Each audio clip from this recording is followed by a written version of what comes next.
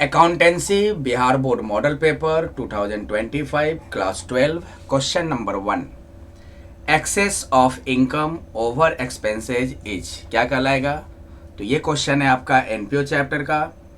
इसमें आप लोग पढ़े होंगे कि excess of expenditure over income ये आपका कहलाता है सरप्लस,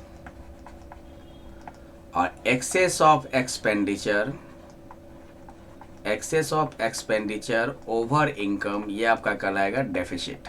तो इसको याद रखोगे आप, इस टाइप का क्वेश्चन एग्जाम में जरूर रहेगा। तो excess of income over expenses आपका क्या कहलाएगा, सरप्लस। तो 1 का आंसर हो गया B. Next, which of the following is a feature of receipts and payments account. Receipts and payment account का क्या फीचर है। तो receipts and payment account cash book की तरह बनाया जाता है, और रिसीट्स एंड पेमेंट में आपका रिसिप्ट साइड आप दिखाते हो जितने भी कैश रिसिप्ट होता है, और पेमेंट साइड जितना भी कैश पेमेंट होता है। तो एक्रूवल बेसिस नहीं होगा। एक्रूवल बेसिस का मतलब होता है कि जिस ईयर में एक्सपेंस हुआ उसको उसी ईयर में पेड करेंगे, उसी ईयर में रिकॉर्ड करेंगे, चाहे आपने पेड किया हो या नहीं पेड किया हो। या जिस ईयर में इनकम जनरेट हुआ है उसको उसी ईयर में रिकॉर्ड करेंगे, चाहे आपने रिसीव किया हो या नहीं किया हो। लेकिन रिसिप्ट एंड पेमेंट अकाउंट में हम लोग रिकॉर्ड करते हैं जो कैश रिसिप्ट होता है, जो कैश पेमेंट होता है। एक्रूवल बेसिस से हम लोग बनाते हैं इनकम एंड एक्सपेंडिचर अकाउंट, ना कि रिसिप्ट एंड पेमेंट अकाउंट। तो ये आंसर नहीं होगा। डेबिट बेसिस क्रेडिट बेसिस भी नहीं होगा, क्योंकि रिसिप्ट एंड पेमेंट अकाउंट में डेबिट साइड क्रेडिट साइड दोनों दिखाते हैं। कैश बेसिस, क्योंकि जितना भी कैश रिसिप्ट कैश पेमेंट होगा उसी को रिसिप्ट एंड पेमेंट अकाउंट में रिकॉर्ड किया जाता है। तो सेकेंड का आंसर हो गया B. Next, the price of balance of sports equipment. Sports equipment में जैसे मान लो कंप्यूटर ले लो, तो स्पोर्ट्स इक्विपमेंट का जो बैलेंस है उसका price at the end of the year, यानी कि अकाउंटिंग पीरियड के एंड में बैलेंस शीट में कौन से साइड दिखाते हैं। तो बैलेंस शीट में 2 ही साइड होता है, लायबिलिटी और एसेट्स। तो इनकम और एक्सपेंस तो होगा नहीं। स्पोर्ट्स इक्विपमेंट आपका एसेट है, तो बैलेंस शीट में कहाँ दिखाएंगे, asset side. Next, which of the following is not shown in the income and expenditure account. Income and expenditure account में हम दिखाते हैं वैसे एक्सपेंस को जो रेवेन्यू नेचर का है, यानी कि रेवेन्यू एक्सपेंडिचर या रेवेन्यू रिसिप्ट, जो बार बार रिसिप्ट हो, रेगुलर इंटरवल पे जो रिसिप्ट होता है, रेगुलर इंटरवल पे जो आप खर्च करते हो उसी को, यानी कि रेवेन्यू नेचर वाले आइटम्स को ही इनकम एंड एक्सपेंडिचर में दिखाते हैं। डिप्रेसिएशन ये आपका इनकम एंड एक्सपेंडिचर अकाउंट में दिखाया जाता है। सैलरी ये भी आपका इनकम एंड एक्सपेंडिचर अकाउंट में दिखाया जाता है, क्योंकि ये रेवेन्यू नेचर का है। सब्सक्रिप्शन भी आपका इनकम एंड एक्सपेंडिचर अकाउंट में दिखाया जाता है। डोनेशन आपका 2 तरह का होता है, एक होता है जनरल डोनेशन और एक होता है स्पेसिफिक डोनेशन या स्पेशल डोनेशन। जनरल डोनेशन आपका रेवेन्यू नेचर का होगा, इसको इनकम साइड दिखा देते हैं। और स्पेसिफिक डोनेशन होता है नॉन रेकरिंग नेचर का होता है, मतलब ये कैपिटल नेचर का होता है। तो ये बैलेंस शीट में लायबिलिटी साइड दिखाया जाता है स्पेशल सब्सक्रिप्शन, और रेवेन्यू जो जनरल डोनेशन है उसको इनकम एंड एक्सपेंडिचर में इनकम साइड दिखाते हैं। तो donation for a specific purpose ये आपका स्पेशल डोनेशन हो गया, इसको बैलेंस शीट में लायबिलिटी साइड दिखाया जाता है, न कि इनकम एंड एक्सपेंडिचर अकाउंट में। तो पूछ रहा है कि नॉट शोन, कौन इनकम एंड एक्सपेंडिचर में नहीं दिखाया जाता है, donation for special subscription. Answer B. Next, the donation received for building. यहाँ पर भी डोनेशन जो रिसिव्ड हो रहा है किसी पार्टिकुलर पर्पस के लिए हो रहा है, तो यहाँ पे कौन सा डोनेशन हो गया, स्पेसिफिक डोनेशन। कहाँ दिखाएंगे, बैलेंस शीट में लायबिलिटी साइड। आंसर हो गया B. Next, which of the following is an intangible assets. Intangible assets का मतलब उस एसेट को कहेंगे जिसका फिजिकल एग्जिस्टेंस नहीं होता है, जिसको हम टच नहीं कर सकते, सीधा सीधे समझो, लैक ऑफ फिजिकल एग्जिस्टेंस हो जिसका, वैसे एसेट्स को इंटेंजिबल एसेट्स कहते हैं। जैसे पेटेंट हो गया, गुडविल हो गया, ट्रेडमार्क हो गया, कॉपीराइट, रॉयल्टी हो गया। तो एनपीओ में इंटेंजिबल एसेट्स क्या है, बिल्डिंग तो टेंजिबल एसेट्स है, फर्नीचर भी टेंजिबल एसेट्स, कैश आपका करेंट एसेट्स होता है, पेटेंट हो गया आपका इंटेंजिबल एसेट्स, क्योंकि इसका कोई फिजिकल एग्जिस्टेंस नहीं है, इसको हम टच नहीं कर सकते हैं। तो आंसर हो गया B. Next, income receive from an investment. Income receive कर रहे हैं, जैसे कि इन्वेस्ट किए, बदले में हमको इंटरेस्ट मिल रहा है, इंटरेस्ट ऑन इन्वेस्टमेंट। तो ये तो आपका क्या है, रेवेन्यू नेचर का है, मतलब इसको इनकम एंड एक्सपेंडिचर में इनकम साइड दिखाते हैं। आंसर 9 का हो गया A. Next, the capital fund is also known as, capital fund को यहाँ पे क्या कहेंगे, reserve fund no, contingency fund no, loan fund नहीं। एनपीओ में कैपिटल फंड को जनरल फंड भी कहा जाता है, तो इसका आंसर हो गया आपका B, general fund. Next, which of the following is not for profit organization, इनमें से कौन एनपीओ में नहीं आता। एनपीओ का मतलब वह ऑर्गेनाइजेशन जिसका मोटिव प्रॉफिट कमाना नहीं, अपने मेंबर या सोसाइटी या पब्लिक को सर्विस प्रोवाइड करना होता है। जैसे स्कूल आपका एनपीओ में आ जाएगा, क्लब जैसे मान लो कोई स्पोर्ट्स क्लब हो, ये भी एनपीओ में आ जाएगा। हॉस्पिटल भी पब्लिक को सर्विस प्रोवाइड करती है, ये भी एनपीओ में आ जाएगा।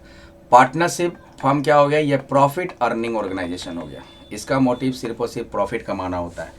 तो इसमें से पूछ रहा है कि कौन आपका एनपीओ में नहीं आता है, पार्टनरशिप फर्म, ये आपका बिजनेस में आ जाएगा, प्रॉफिट अर्निंग ऑर्गेनाइजेशन में आ जाएगा।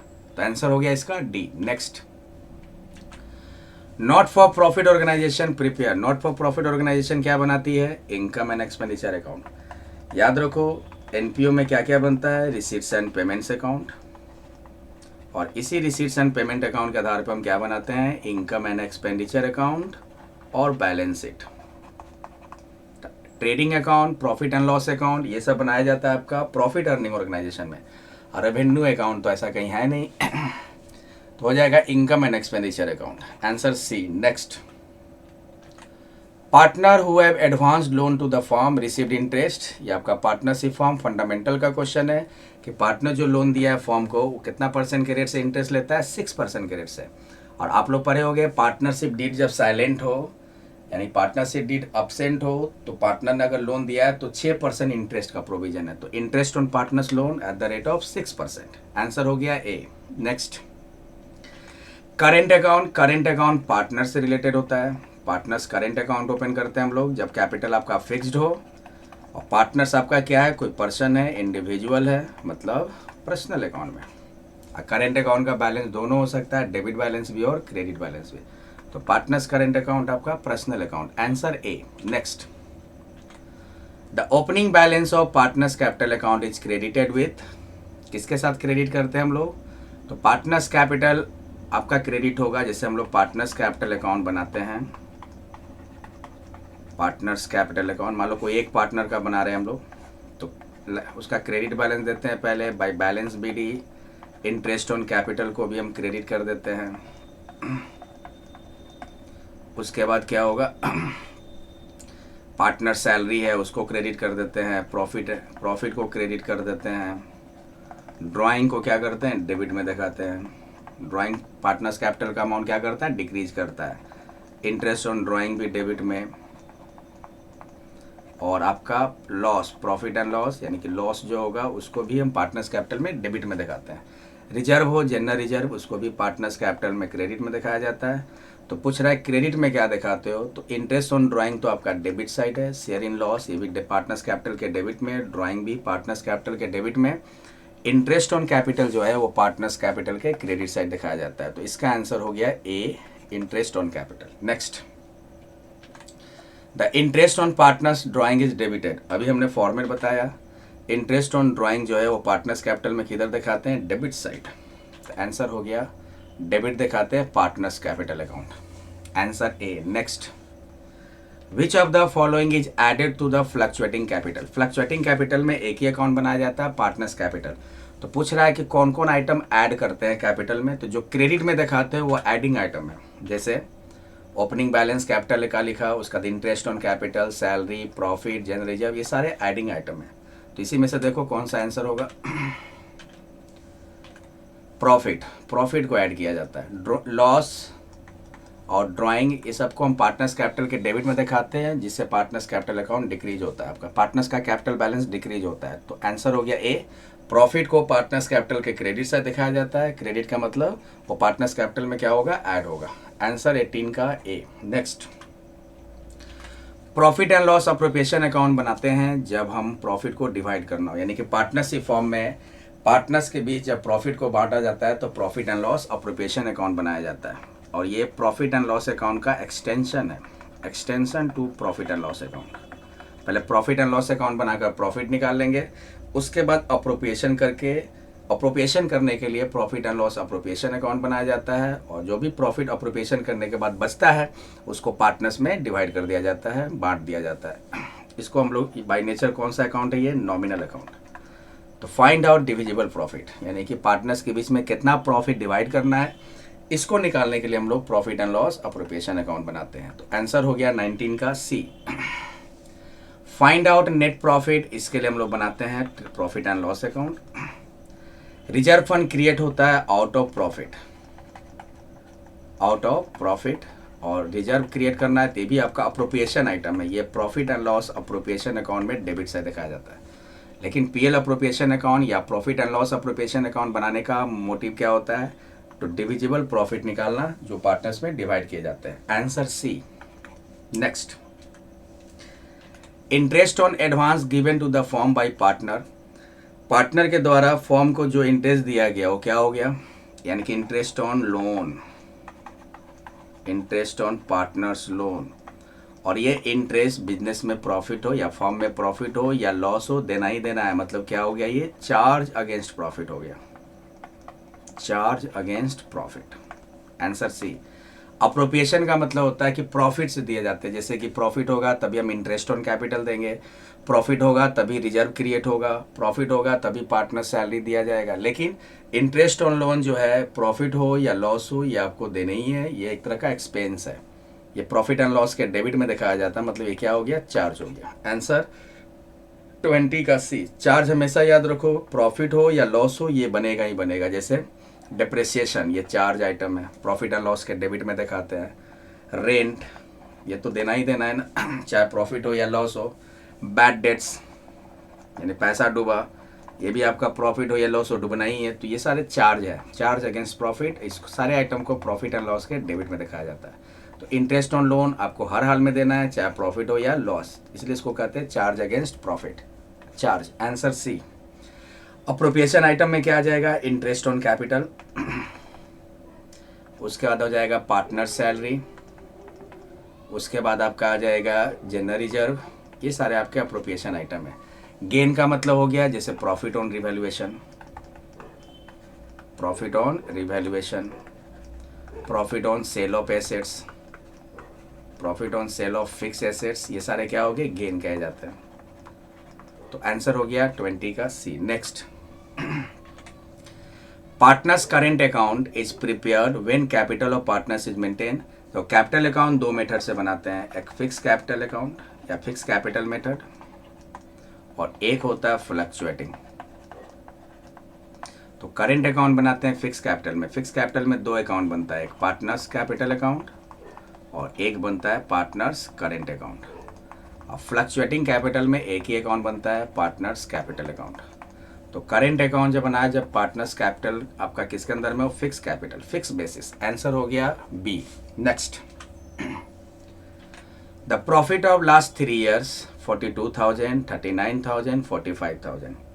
वैल्यू ऑफ गुडविल निकालने 2 years purchase of average profit. Simple question है, एवरेज प्रॉफिट बेस पे गुडविल निकालने के लिए पहले क्या निकालेंगे, एवरेज प्रॉफिट। 3 साल का प्रॉफिट है, तीनों को जोड़ो, 42,000, 39,000, 45,000 और डिवाइडेड बाई क्या होगा, 3। तो सबको ऐड करेंगे, एक सेकेंड ऐड कर लेते हैं। 42,000 प्लस 39,000 प्लस 45,000, आपका आ गया 1,26,000 और डिवाइडेड बाई क्या हो जाएगा, 3, डिवाइडेड बाई 3। एक सेकेंड, 126 डिवाइडेड बाई 3, आपका आ गया 42,000 एवरेज प्रॉफिट। अब गुडविल निकल जाएगा, क्या फॉर्मूला होता है, average profit into number of year purchase. Average profit है 42,000 और नंबर ऑफ ईयर परचेज आपका 2 years दिया हुआ है, तो 84,000। आंसर हो गया B. Next, capital employed in a business is 1,50,000। Profit आपका दिया है आपका 50,000 और नॉर्मल रेट ऑफ प्रॉफिट दिया 20%। तो गुडविल निकालना है कैपिटलाइजेशन मेथड से। तो कैपिटलाइजेशन मेथड से गुडविल निकालने का फॉर्मूला होता है capitalise value minus actual capital employed. तो पहले हम कैपिटलाइज वैल्यू निकाल लेते हैं। इसका फॉर्मूला होता है average profit into 100 divided by rate. Average profit आपका प्रॉफिट दिया है 50,000 इंटू 100 और रेट कितना दिया है 20%, तो 2,50,000 हो जाएगा। और एक्चुअल कैपिटल एम्प्लॉयड आपका दिया है 1,50,000, तो गुडविल आपका यहाँ से आ जाएगा। क्या फॉर्मूला होता है, कैपिटलाइज वैल्यू यानी कि 2,50,000 माइनस एक्चुअल कैपिटल एम्प्लॉयड जो कि हमने अभी निकाला दिया हुआ है 1,50,000, तो 250 में 150 घटाओगे तो 1,00,000 आपका गुडविल हो गया। Answer D. Next, goodwill emerge out of, goodwill कैसे इमर्ज होता है, बिजनेस। आंसर 25 का A. Next, average profit of business is 30,000 और परचेज ईयर है आपका 2, तो गुडविल कितना होगा, एवरेज प्रॉफिट दिया हुआ है तो 60,000। गुडविल का फॉर्मूला होता है average profit into number of year purchase. Average profit है 30,000 और नंबर ऑफ ईयर परचेज आपका 2 दिया है, तो कितना हो जाएगा 60,000। Answer C. नेक्स्ट क्वेश्चन है गेनिंग रेशियो। गेनिंग रेशियो का फॉर्मूला होता है new ratio minus old ratio, और सैक्रिफाइसिंग रेशियो का फॉर्मूला होता है old ratio minus new ratio, old ratio minus new ratio. तो हमारा क्वेश्चन का क्या है, गेनिंग रेशियो, क्या फॉर्मूला होगा, new minus old. Answer A हो गया। गेनिंग रेशियो निकालते हैं जब कोई पार्टनर रिटायर करता हो, यानी कि रिटायरमेंट के केस में, और सैक्रिफाइसिंग रेशियो निकालते हैं जब एडमिशन हो पार्टनर का, या जब प्रॉफिट शेयरिंग रेशियो क्या होता है, चेंज होता है। तो gaining ratio new ratio minus old ratio. Answer A. Next, revaluation account by nature क्या होता है, तो रिवैल्यूएशन अकाउंट में हम निकालते हैं प्रॉफिट या लॉस। आपका प्रॉफिट एंड लॉस कौन से अकाउंट में आएगा, नॉमिनल अकाउंट। नॉमिनल अकाउंट में देखो क्या क्या आ जाएगा, जैसे प्रॉफिट एंड लॉस अकाउंट ये नॉमिनल अकाउंट में आ जाएगा, profit and loss appropriation account ये नॉमिनल अकाउंट में आ जाएगा, रिवैल्यूएशन अकाउंट ये भी आपका नॉमिनल अकाउंट में आता है, रियलाइजेशन अकाउंट ये भी आपका नॉमिनल अकाउंट में आता है, और रिवैल्यूएशन अकाउंट को ही हम लोग profit and loss adjustment account भी कहते हैं, ये भी आपका नॉमिनल अकाउंट में आ जाएगा। तो ये सारे आपके नॉमिनल अकाउंट में आते हैं। तो रिवैल्यूएशन अकाउंट हो गया nominal account. Answer C. Next, profit और loss on revaluation is beared by, जो भी रिवैल्यूएशन होता है, तो रिवैल्यूएशन में जो भी प्रॉफिट या लॉस आता है तो एडमिशन के केस में ओल्ड पार्टनर में बांटते हैं, यानी कि एडमिशन के केस में ओल्ड पार्टनर में बांटेंगे, न्यू पार्टनर में नहीं दिया जाता है, न्यू पार्टनर में डिस्ट्रीब्यूट नहीं होता है प्रॉफिट या लॉस और रिवैल्यूएशन। अगर एडमिशन है, एडमिशन और पार्टनर है तो ओल्ड पार्टनर में बटेगा। जब आपका रिटायरिंग या डेथ का आपका कर रहे हो, रिटायरमेंट, कोई पार्टनर रिटायर कर रहा है या रिटायरमेंट के केस में या कोई पार्टनर के डेथ होने के केस में ऑल पार्टनर्स कैपिटल में बांटा जाता है। तो यहाँ पे आप लोग के पास है कि ये दोनों आंसर हो सकता है, ए और सी। ऐसे एक गेस करो तो सी आंसर हो जाएगा। ओल्ड पार्टनर, हालांकि ओल्ड पार्टनर में एक ही लिखा है, उससे कोई फ़र्क नहीं पड़ता है। एडमिशन के केस में ओल्ड पार्टनर्स कैपिटल में बांटेंगे और रिटायरमेंट और डेथ के केस में ऑल पार्टनर्स कैपिटल में। तो आप लोग सी मार दोगे, ऐसे आंसर ए भी होगा लेकिन तुम सी मार देना। Next, A and B are partners. C जो है एडमिट हुआ 1/5 शेयर पे और सी 1,20,000 अपना क्या ला रहा है, कैपिटल ला रहा है। तो total net worth of the firm कितना होगा, तो नेटवर्थ ऑफ फर्म क्या होगा, टोटल नेटवर्थ का x यानी है मान लो, तो उसका 1/5 कितना ला रहा है वो 1,20,000। तो x कितना होगा यानी कि टोटल नेटवर्थ, तो 1,20,000 का 5/1 करोगे यानी कि 6 लाख। तो टोटल कैपिटल या टोटल नेटवर्थ कितना आ गया, 6 लाख आ गया। आंसर हो गया 32 का डी। टोटल 6 लाख रहा होगा टोटल नेटवर्थ, उसी का 1/5 सी लाया, तो 6 लाख का 1/5 कितना लाया, 1,20,000। तो ये तो दिया हुआ था, हमको टोटल निकालने थे, तो 5 रेसिप्रोकल कर लिए 5/1, तो हमारा आ गया 6 lakh. Next, A B C firm में पार्टनर्स हैं, अगर डी एडमिट होता है तब क्या होगा, ओल्ड फॉर्म इज डिजॉल्व। बिल्कुल सॉरी, डिजॉल्व नहीं होगा, नो। डिजॉल्व का मतलब फॉर्म बंद हो रहा है, रिकॉन्स्टिट्यूशन होता है, रिकॉन्स्टिट्यूशन, सॉरी बच्चों, रिकॉन्स्टिट्यूशन। और डिजॉल्व का मतलब हो गया कि फॉर्म बंद होगा, बिजनेस बंद हो जाएगा। लेकिन यहाँ पे नए पार्टनर का एडमिशन से फॉर्म कंटिन्यू रहता है, बस रिलेशन चेंज होते हैं, तो फॉर्म का रिकॉन्स्टिट्यूशन होता है।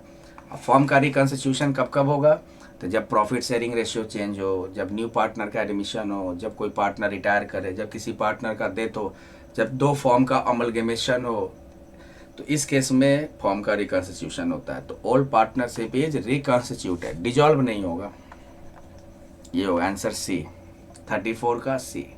Next, profit and loss sharing ratio of receiving partner.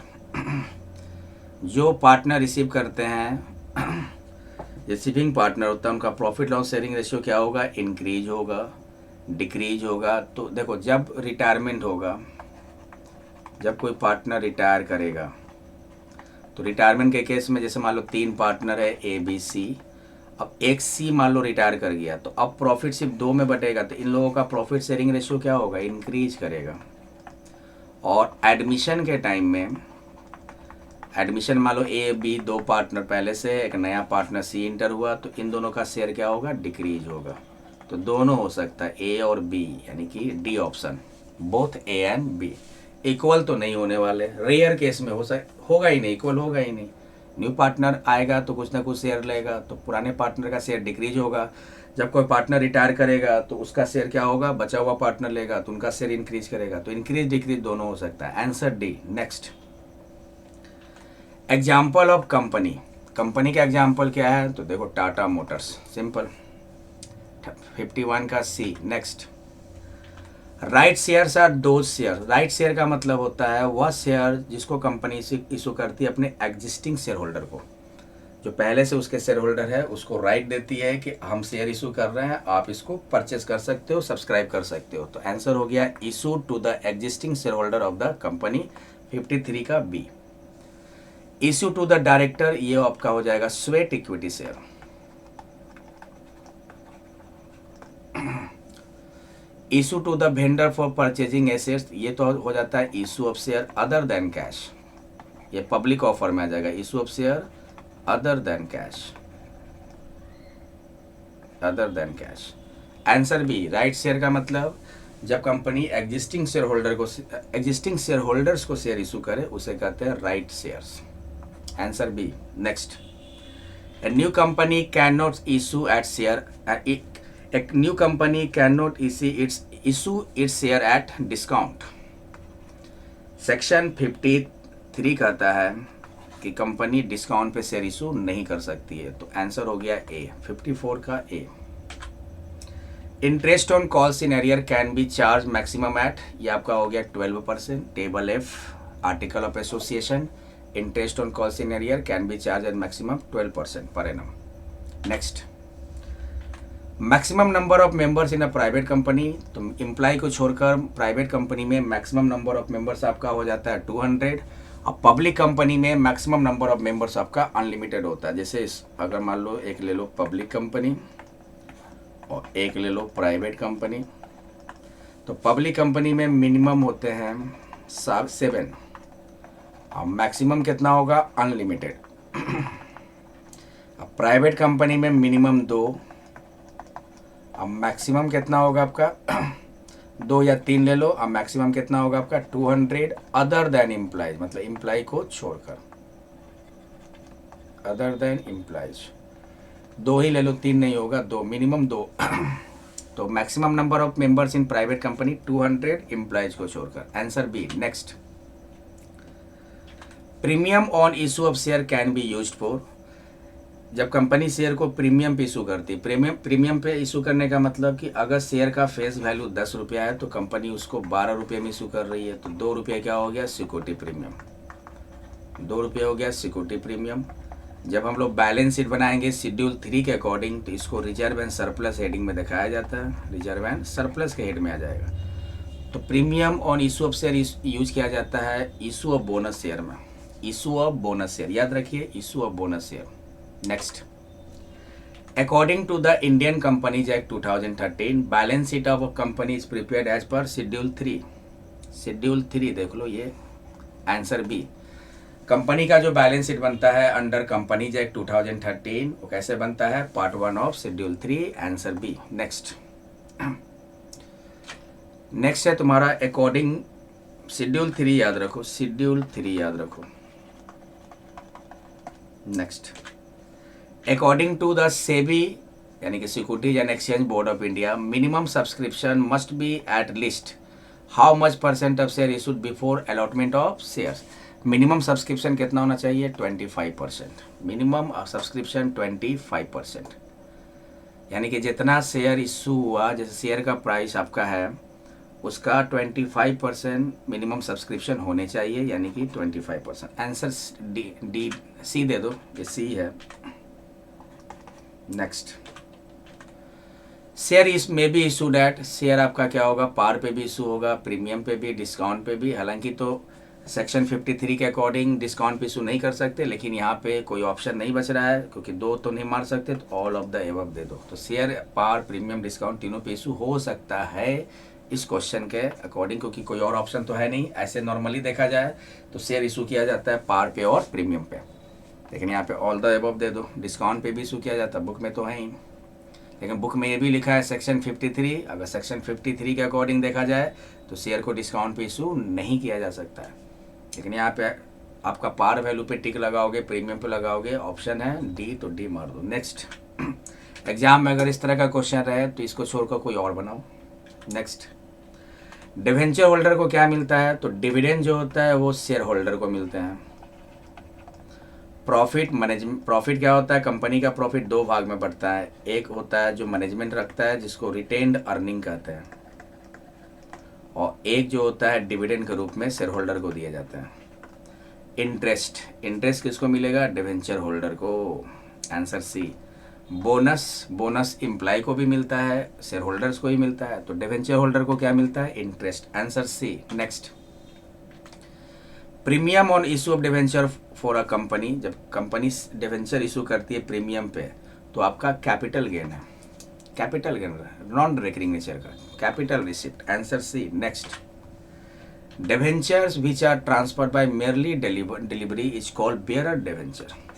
Answer हो जाएगा bearer debenture. Next, the holder of a debenture who have the right to convert their debentures into shares after a specific convertible debenture, जो debenture को हम किसी दूसरे securities में convert कर सकते हैं वो कौन सा डिवेंचर होगा? Convertible debenture. Next, issue of debenture का ऑब्जेक्टिव क्या है? तो देखो, डिवेंचर इशू इसलिए किया जाता है ताकि कंपनी को फाइनेंस मिले, कंपनी के पास पैसा है। क्यों पैसा है? तो जब नया प्रोजेक्ट में इन्वेस्ट करना हो तब पैसे की जरूरत पड़ती है, मशीनरी परचेज करने के लिए पैसे की जरूरत पड़ती है, इंटीग्रेशन के लिए भी पैसे की जरूरत पड़ती है। तो सारा ऑब्जेक्टिव है, कंपनी इस पर्पज से डिवेंचर इशू कर सकती है। तो आंसर हो गया D, all of this. Next, sinking fund, investment, investment क्या हो गया? Asset. Next, a company issued 1012% debenture 100 each at a 10% premium. What does 12% show in it? 12% interest rate है, ये rate of interest. Answer C. Next, profit on redemption debenture is transfer to capital reserve. Profit on redemption of debenture is transfer to capital reserve account. Next, according to company rule 2014, by which % a company will have to create debenture redemption reserve of the amount of the debenture to be redeemed? 25%। 25% rule 24 के according. Next, sources of finance for the redemption of debenture is, जब debenture को redeem कैसे करते हैं तो हम कर सकते हैं प्रॉफिट से भी, कैपिटल से भी, और फ्रेश डिवेंचर इशू करके भी। तो ऑल ऑफ दीज हो जाएगा इसका आंसर, यानी कि डिवेंचर जो रिडीम्ड होता है कैसे कर सकते हो? तो आपके पास पैसे होने चाहिए, वो पैसा कहाँ से आएगा? प्रॉफिट से हो सकता है, कैपिटल से हो सकता है, या नया डिवेंचर इशू करके जो पैसा आएगा उससे रिडीम कर सकते हैं। तो ऑल ऑफ दीज हो जाएगा। नेक्स्ट, अब ये जो क्वेश्चन है ये आपका प्रैक्टिकल क्वेश्चन है, इसको थोड़ा सॉल्व करते हैं। Z limited forfeited 400 share of 10 each fully called off, यानी कि 10 रुपया पूरा का पूरा कॉल्ड ऑफ है। होल्डर कौन है? शेयर होल्डर प्रशांत ने उसको होल्ड कर रखा था। प्रीमियम पे इशू किया गया था, 2 रुपये पर उसका शेयर प्रीमियम है। प्रशांत 3 रुपया एप्लीकेशन का पैसा पेड कर चुका है। तो हम लोग जब जब्त करेंगे, जब फॉरफिट करेंगे तो कितना करेंगे? जितना वो पेड कर दिया, तो एप्लीकेशन का उसका अमाउंट हम जब्त करेंगे। ही कुड नॉट पे 5, जिसमें प्रीमियम भी इंक्लूड है, यानी कि अलॉटमेंट का पैसा आपका कैसे होगा? 5 में प्रीमियम यानी कि 2 रुपया इंक्लूड है, तो 3 + 2 हो जाएगा, टोटल 5, और 2.5 रुपया फर्स्ट कॉल पे, और फाइनल कॉल पे 1.5 रुपया, फाइनल कॉल पे ₹1.5। तो अगर ऐसे देखोगे तो आपका कितना हो रहा है, 4 3 7, ₹7 एरियर है, यानी कि कॉल्स इन एरियर। अगर कॉल्ड अप ₹10 है तो ₹7 कॉल्स इन एरियर, ₹3 पेड कर गया है तो ₹3 हम क्या कर लेंगे, पर शेयर फॉरफेट कर लेंगे, जब्त कर लेंगे। अब यहाँ पे लिखा है उस शेयर को फिर रीइशू किया गया 9 के रेट से, तो 10 वाला चीज़ 9 में रीइशू कर रहे हैं, मतलब डिस्काउंट पे रीइशू कर रहे हैं। तो तुमको जनरल एंट्री बनाना है फॉरफेचर और रीइशू का। तो देखो आप जब भी फॉरफेचर का एंट्री करो तो पहले देखो कि शेयर किस पे इशू हुआ था, प्रीमियम पे, ठीक है, प्रीमियम पे इशू हो रहा है। प्रीमियम में भी देखते हैं कि प्रीमियम का पैसा रिसीव्ड है या नॉट रिसीव्ड है। तो यहाँ पे देखोगे कि प्रीमियम आपका अलॉटमेंट पे है और अलॉटमेंट का ही पैसा नहीं आया, कुड नॉट पे 5 ऑन अलॉटमेंट, यानी प्रीमियम रिसीव्ड नहीं है। तो प्रीमियम को भी हमको कैंसिल करना पड़ेगा। तो जनरल एंट्री क्या करेंगे, तो शेयर का नाम देखो क्या है, सिर्फ शेयर ही लिखा है। तो जब भी फॉरफेचर का एंट्री करो तो शेयर कैपिटल को शेयर कैपिटल में से डिडक्ट करते हैं, इसलिए शेयर कैपिटल डेबिट। और सिक्योरिटी प्रीमियम को भी दिखाना है अपोजिट, क्योंकि जब इशू किए थे तो सिक्योरिटी प्रीमियम क्रेडिट में, अब हम फॉरफेट कर रहे हैं, रिवर्स एंट्री मारेंगे तो सिक्योरिटी प्रीमियम अकाउंट डेबिट। और 2 फॉरफेटेड शेयर अकाउंट, जितना शेयर हम जब्त किए, और जो बकाया है, बकाया किस पे है, तो 2 share allotment account, 2 share first call account और 2 शेयर फाइनल कॉल अकाउंट। जो भी बकाया है उसको हम क्रेडिट में दिखाएंगे, क्योंकि आप लोग को याद होगा जब शेयर इशू करते हैं तो कॉल सिनेरियो डेबिट में दिखाते हैं। सबको रिवर्स मार देना, फॉरफेट मतलब जस्ट अपोजिट नेचर का है। तो शेयर कितना जब्त हो रहा है, 400, कॉल्ड अप 10, तो 400 गुने 10 4000 आपका शेयर कैपिटल हो गया। यहाँ ब्रैकेट में दे देते हैं समझने के लिए, 400 शेयर और कॉल्ड अप वैल्यू 10, 4000 हो गया। सिक्योरिटी प्रीमियम कितना है, ₹2, तो कितना हो जाएगा, 400 गुने 2, जितना शेयर जब्त तो 800, 400 शेयर, अब प्रीमियम ₹2। जब्त कितना करेंगे, फॉरफेटेड शेयर कितना करेंगे, तो कितना पेड कर चुका था, ₹3 पर शेयर एप्लीकेशन का, उसको जब्त करेंगे। तो 400 शेयर है, 3 के रेट से 1200 हो जाएगा, 400 इंटू 3। अलॉटमेंट पे कितना बकाया है, अलॉटमेंट पे आपका ₹5 प्रीमियम के साथ लेंगे, तो 400 इंटू 5 कितना होगा, 2000। अब फर्स्ट कॉल पे कितना है आपका, ₹2.5, तो 400 इंटू 2.5 कितना होगा, 1000। 400 इंटू 2.5 कितना हो जाएगा, 1000। और फाइनल कॉल पे कितना है, ₹1.5, तो 400 इंटू 1.5 कितना हो जाएगा, 600। 400 इंटू 1.5, अब सबको जोड़ो, डेबिट में 4800, 4800, क्रेडिट में भी होना चाहिए, 32 42 6 48 हो गया। नरेशन लिख देंगे, being 400 shares forfeited due to non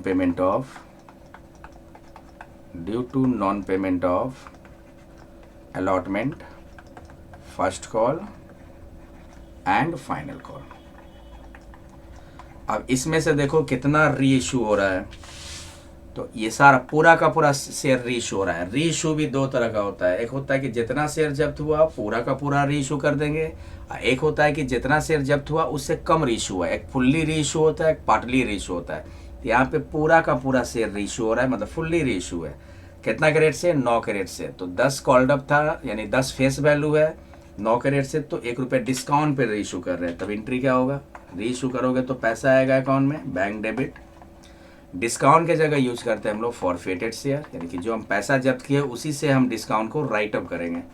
तो forfeited share account debit to share capital account. कितना शेयर इशू किए, पूरा का पूरा 400, और ₹10 फेस वैल्यू है, तो 400 इंटू 10 4000। 9 के रेट से री इशू किया गया, तो 400 इंटू 9 कितना, 3600। ₹1 डिस्काउंट हो गया, 400 इंटू 1 400। नरेशन दे दो, Bing 400 shares reissued at discount. अब जो भी जब पैसा जब्त हुआ है, जो भी फॉरफेटेड शेयर है, उसका जो भी बैलेंस बचेगा वो हम कैपिटल रिजर्व में ट्रांसफर कर देंगे। तो देखो फॉरफेटेड शेयर यहाँ 1200 400 शेयर पे, और यहाँ फॉरफेटेड शेयर डेबिट है, ये भी 400 शेयर पे। तो सीधा माइनस करके जो बचेगा बैलेंस वो कैपिटल रिजर्व में ट्रांसफर कर देंगे। तो 1200 में से 400 माइनस करोगे तो 800 बचा, उसको कैपिटल रिजर्व में ट्रांसफर कर दो। तो फॉरफेटेड शेयर आपका क्रेडिट में दिखाते हैं, जब इसको ट्रांसफ़र करेंगे तो इसको राइट अप करने के लिए डेबिट में दिखा दो, और 2 क्या हो जाएगा, capital reserve account. To capital reserve account. कितना? 1200 में से 400 तो हमने ऑलरेडी डिस्काउंट को माइनस कर लिया, तो बचा कितना? 800। नरेशन दे दो, being the balance of forfeited share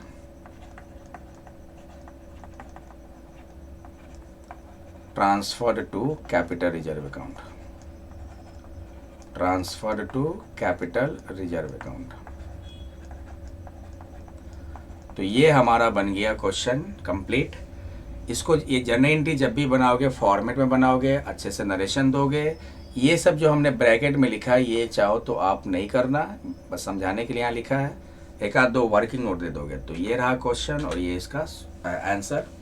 तो ये था हमारा accountancy Bihar board model paper 2025 class 12 commerce. उम्मीद करता हूँ कि ये लेक्चर आपके एग्ज़ाम के लिए हेल्पफुल हो। चलो मिलते हैं हम लोग नेक्स्ट लेक्चर में। आप लोग पढ़ाई करो, क्योंकि अब ज़्यादा समय है नहीं, तो जी जान से लग जाओ, खूब मेहनत करो। आप लोग को एग्ज़ाम के लिए ढेर सारी शुभकामनाएं। अभी बहुत सारा समय है बाकी है, फिर भी अभी ढेर सारी शुभकामनाएं। पढ़ाई करते रहो, मेहनत करते रहो। थैंक यू बच्चों।